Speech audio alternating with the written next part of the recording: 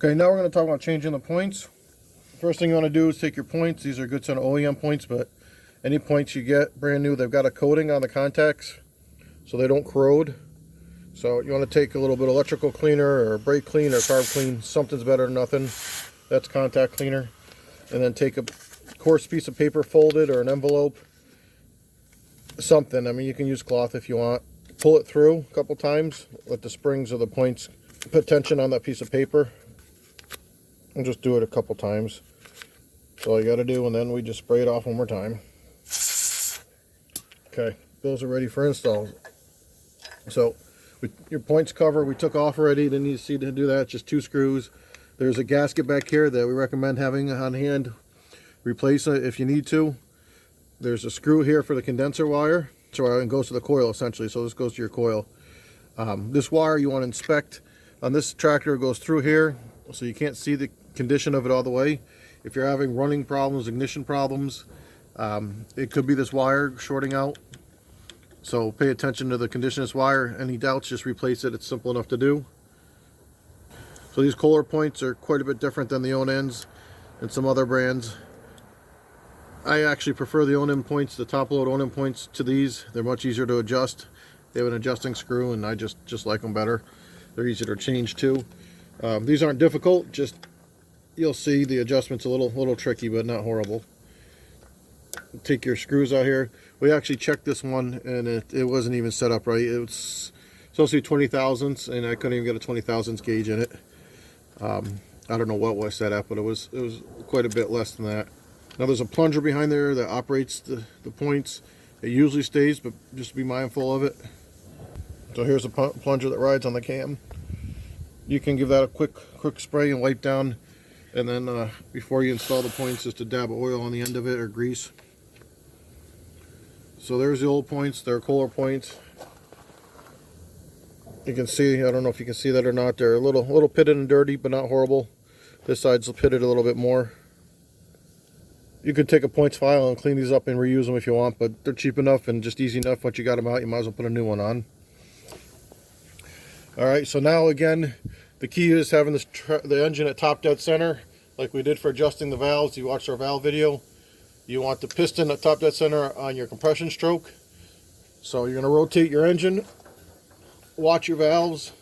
If you've got the head off, there's your exhaust stroke. We're coming up. Here's your intake stroke. And when this intake valve drops, you want to pay attention, and this is your top dead center of your compression stroke, where you want to be. Right there. Alright, so that's one way to do it. If you got your head off, there's timing marks on your flywheel. On your blower cover on some years, you can line your T up to the line. Also, you can have the points on here and do this ahead of time before you take them off.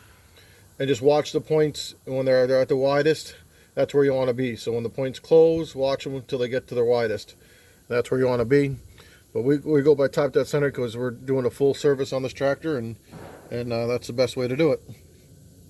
So if you notice these points, here's where you adjust them. This tensioner screw gets loosened up a little bit. Okay, and then you adjust them by turning your screwdriver in here. And what that does is it brings your points closer or further away. So when we first put them in, we loosen it up and just tiny tighten it up just slight. That's even a little too much. You want a little bit of drag on it. So you got to have a little force to move them. Again, so this is how you adjust it. You just take your screwdriver and move it one way or the other. You can do it back here if you need to get them going that direction. But that opens and closes it once they're fixed on your tractor. You'll see.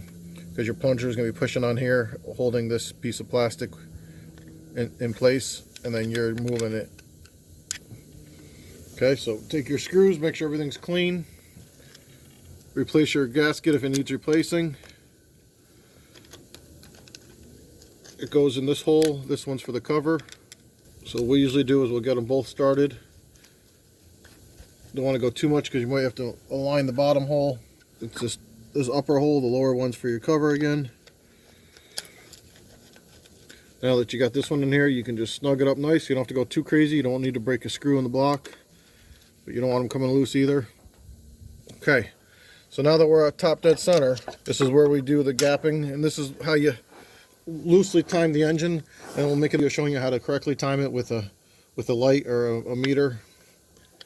Alright, so up in here is where you measure your gap. I don't know if you can see that or not. So this is where you do your adjusting on your gap. Right now it's huge. You want a 20 thousandths for this particular motor, and you just want a little bit of drag on here, very ever slight. Right now we're way too much. So you want to take this, and you can use your adjuster slot here, and you just turn your screwdriver, or you can get behind here and do it that way. The slot usually works a little better for opening, and then go behind it to close it. So there's a couple different ways of setting this. Some guys will stick the feeler gauge in here, and with this style points, it's not a bad way to do it. And then take your screwdriver and then just put a little pressure on it, and then just kind of get a feel for where you're at, because you don't want this part here moving when you're adjusting. You just want this back piece moving. So like I said, you want a little bit of drag on here. You don't want this as loose as it is. You want a little bit of drag there, so when you take your screwdriver, you can adjust it, but it stays. So just a slight amount of drag, and you're using your screwdriver to move it. Probably a little bit more drag than that. Then you can put your gauge in here if that's how you want to do it. Right between here, you just want drag on that feeler gauge too. Not pressure, but just slight drag.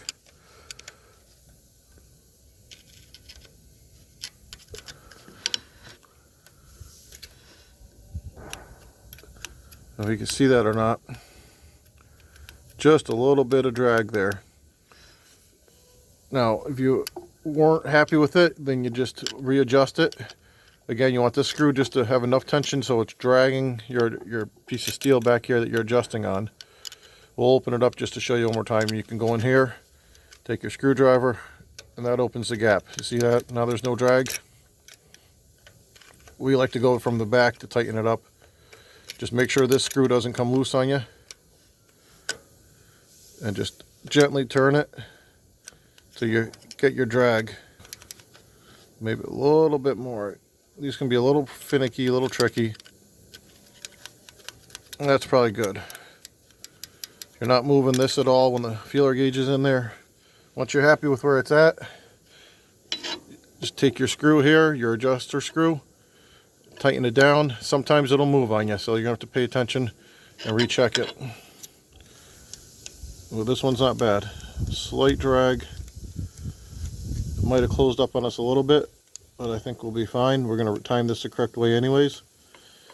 So this screw you want pretty snug. You don't need to break anything, but you definitely want it. You want it snug. It's a little tough to get in at the angle on this tractor. You can use a socket with a screw bit on it too to tighten it up. Just don't go too crazy. It just gets in there a little better. So this one actually tightened up a little bit on us. I don't know if you can see the plastic piece moving, but I've actually got to fight this in here. So we have to back it off and just redo it. If you're not going to time it. If you're going to time it with a timing light or a meter or whatever, then you'll be plenty close enough to get this thing running the way it is. I'm just pushing on here to see how much drag we got. If you don't plan on timing it, then you want this to be as close as possible to 20 thousandths.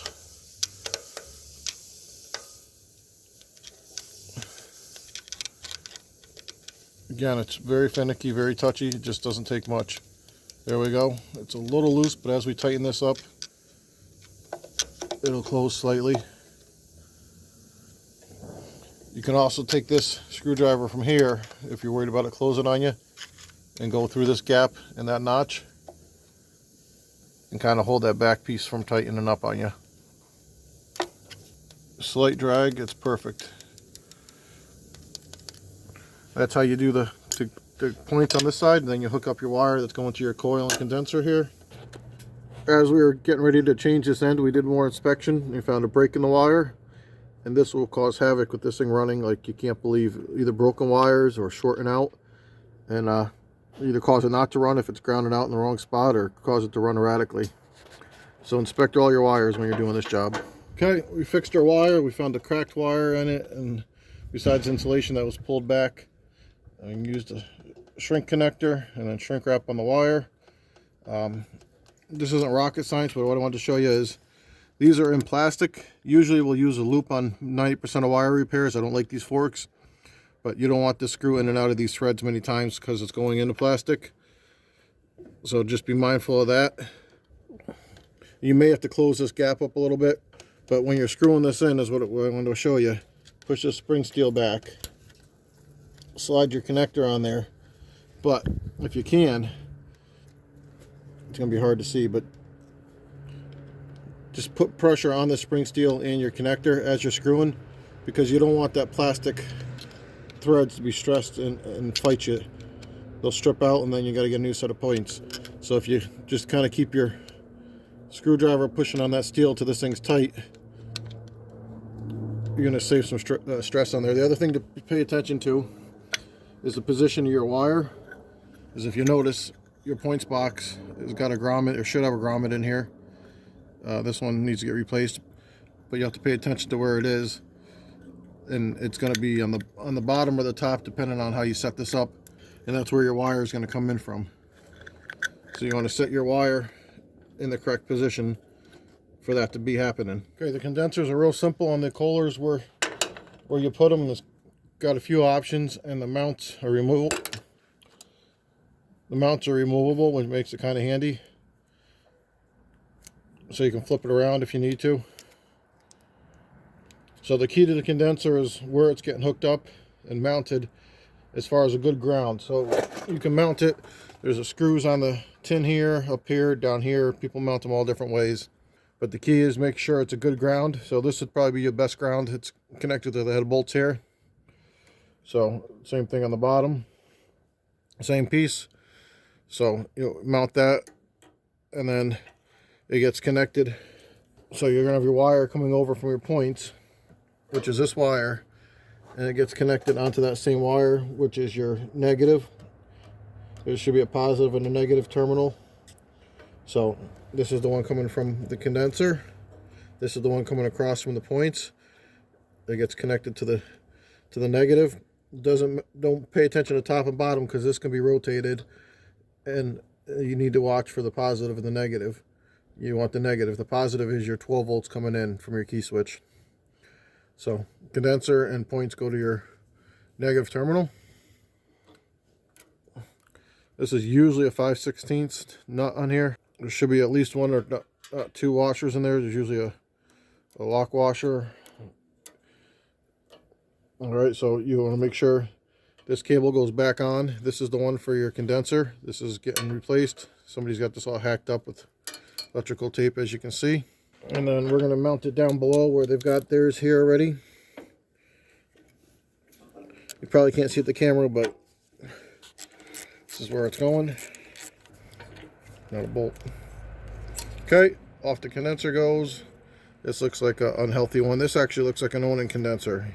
Yep, so someone threw an Onan condenser on here with the Kohler mount. They're actually very similar. A lot of people say you can interchange them. I don't know. I've never tested them to see what the ratings are. Well, this one's from 05, so apparently it's worked for a while. But if possible, use your OEM ones on your OEM ones. Onan on Onan and Kohler on Kohler. This has got to be grounded well. So this one's got the bolt through the back. We took the nut off. Sometimes the bolt's going to want to push through. Just jam a screwdriver in there. You got to start it. A magnetic socket or the nut driver can usually get it. The coil's kind of in the way, but you might be able to do it. Otherwise, you have to use a wobble extension or wobble socket if you can't get this started on here like this. It's just going too deep in there. Make a little spacer if you need to.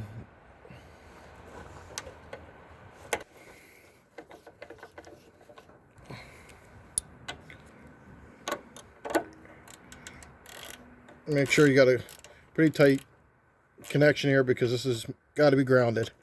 You don't want to bust the thing, but make sure you're pretty good. That'll take care of that. Don't forget to take your plug out of your socket. Otherwise, next time you go to use it, you're going to wonder what the heck's going on.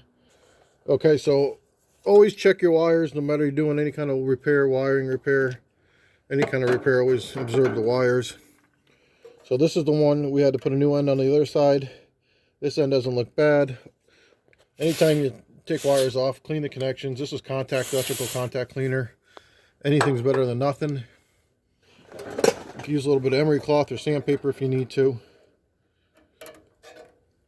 So don't forget to hook up your new condenser now. And doesn't matter the order, except this one has got the spade or the fork.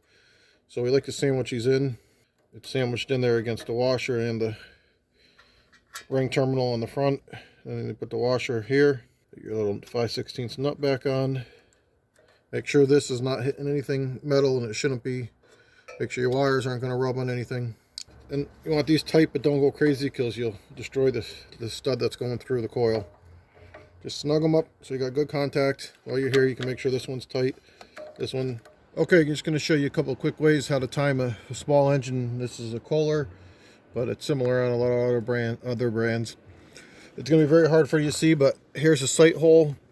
And inside that sight hole, there's two marks on the back side of the flywheel, the back side of the ring gear, on the flat side facing you. They're usually rusty and dirty, and I clean them up. One is a T for top dead center, and it's got a horizontal line, and the other is an S, and that's your timing mark. So you go in there, clean it up, and I usually mark the line with a piece of paint marker or a Sharpie, and then the corresponding tooth on the ring gear. And then also there's a horizontal line coming out towards us on the back of this engine cover. So when those lines meet up, that's where your timing is. And I don't know if you can see in there or not, but and then back inside that gear cover, there's a horizontal line here that I've got painted. So you line those two lines up. The S is your start timing mark, and then T would be top dead center. So use that with the timing light, or when you're doing this breaker, or when you're doing this test light way. So I'm going to go ahead and line these up right now. Okay, so hook your test light negative clamp onto the negative battery post. You can do it either way, but this is just as easy. Make sure your ignition key is on.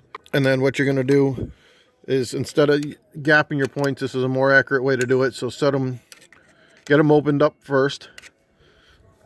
Put your test light on there. You see it's illuminated. And then adjust your points so they just touch. And the light goes off. Okay, and that's where you want to be. So the points are just contacting now. Your timing mark is lined up. That's when your spark occurs. Now your light is off because the points are contacted. We can pull this away. Your light goes on. Okay, if you have your test light hooked up the opposite, then it's going to work the opposite way. Your light's going to be off.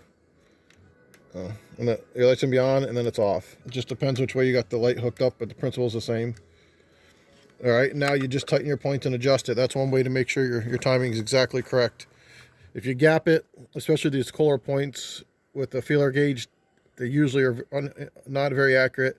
And when you tighten them down, the gap opens up, and it'll still do it here, but at least you'll know if you're good or not after you tighten it down. You just go back and find out if you got spark or not, depending on which, or you got light, depending on which way you're set up.